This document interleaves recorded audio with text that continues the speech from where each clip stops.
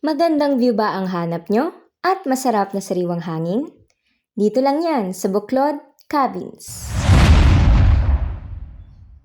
Samahan niyo ako dito sa Indang, Cavite. Tan tan tanan. Tara't pasukin na natin. Wow, may automatic na gate.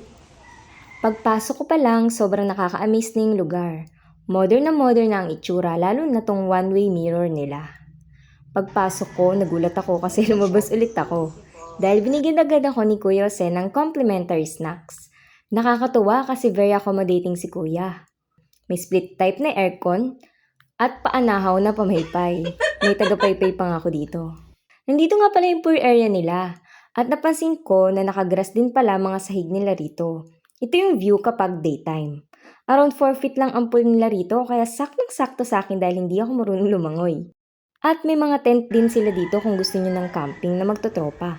Marami kayong pwedeng tambayan dito dahil may mga lamesa at mga upuan pa. May ihawan din pala dito. Very cozy din pala yung CR nila rito. Di ko ina-expect na may shower na din. Napakaganda ng paligid dahil provincial feels ang feeling.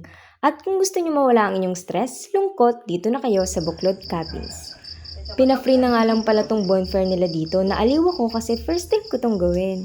May naririnig pa nga akong mga huni kasi dito ako lumaki sa farm, char. Wow, at may pa-torch pa sila dito. Parang sa bagani ko lang ito napapanood dati ah. Ang ganda dito sa Buklod Cabins lalo kapag ang gabi.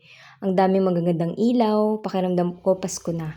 Ito yung night view nila rito. Napakatahimik ng lugar. Talagang makakapag-relax kayo. Meron nga pala tayo ditong dalawang cabin. May pool area, may mga upuan, at same din naman sila ng design sa kabilang cabin.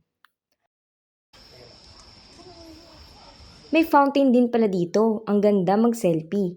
At balik na nga tayo dito sa bonfire. Siya nga yung Becky naming tropa, Charis.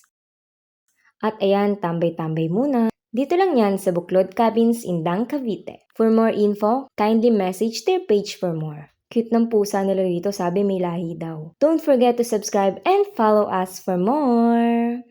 Ganda talaga ng view, ang sarap tumira. Bye!